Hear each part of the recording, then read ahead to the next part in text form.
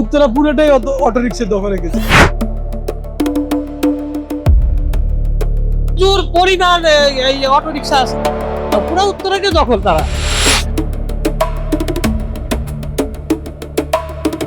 হ্যাঁ, ওইটাই ব্লক করে রাখে, আবার কথা বললে উল্টা মার খাইতে হয়, সমস্যা নেই যাচ্ছে। রাখার নিয়ম নাই বাংলাদেশে কোথাও যে এরকম প্রধান সড়কে রাখবে, কোন নিয়ম নাই। তারপরও হয়তো অনেকে রাখার মতন জায়গা নাই দেখে রাখে।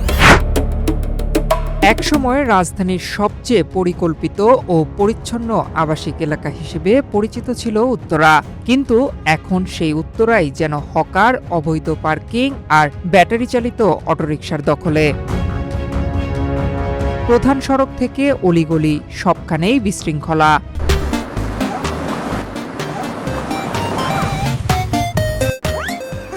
ফলে যানজট, দুর্ভোগ আর নিরাপত্তাহীনতায় অতিষ্ঠ হয়ে উঠেছেন এলাকার বাসিন্দারা।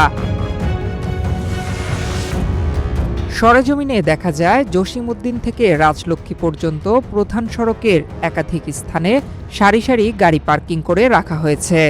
ব্যস্ত সড়কে এভাবে গাড়ি রাখার সুযোগ না থাকলেও দিনের পর দিন চলছে এই অবৈধ পার্কিং।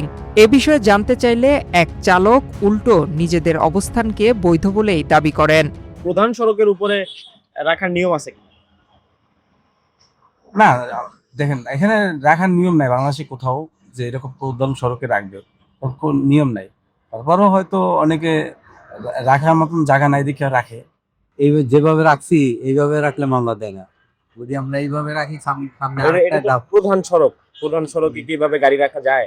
নিজে রাখতেছে না সবাই, সবাই রাখতেছে, ঠিক আছে, না রাখা যায় কিনা? যায়, রাখা যায়, মানে পুলিশ কিছু বলে না? পুলিশ বলে ওইখানে আরো করে রাখতে, এইভাবে রাখলে, মানে এইভাবে সিরিয়ালে রাখতে। হ্যাঁ, ওইভাবে রাখলে মামলা দেয়, এইভাবে রাখলে মামলা দেয় না। মানে এইভাবে সিরিয়ালে রাখলে কিছু বলে না, ওই দেন মানে এইভাবে রাখার রাইট আছে। এইভাবে রাখা রাখে। শুধু অবৈধ পার্কিং নয়, জসিমউদ্দিন, আজমপুর, হাউস বিল্ডিং ও আব্দুল্লাপুর এলাকার অধিকাংশ ফুটপাত এখন হকারদের দখলে। ফলে পথচারীদের বাধ্য হয়ে মূল সড়ক দিয়ে চলাচল করতে হচ্ছে, যা দুর্ঘটনার ঝুঁকি বাড়াচ্ছে।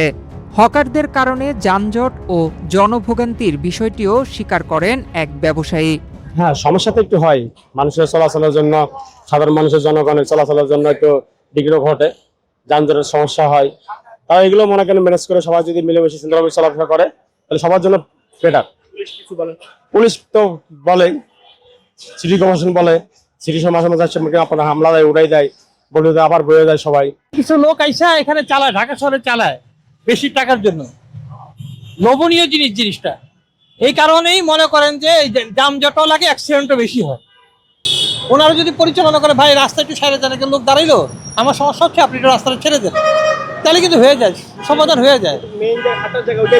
হ্যাঁ, ওইটাই ব্লক করে রাখে, আবার কথা বললে উল্টা মার খাইতে হয়, সমস্যা নেই যাচ্ছে।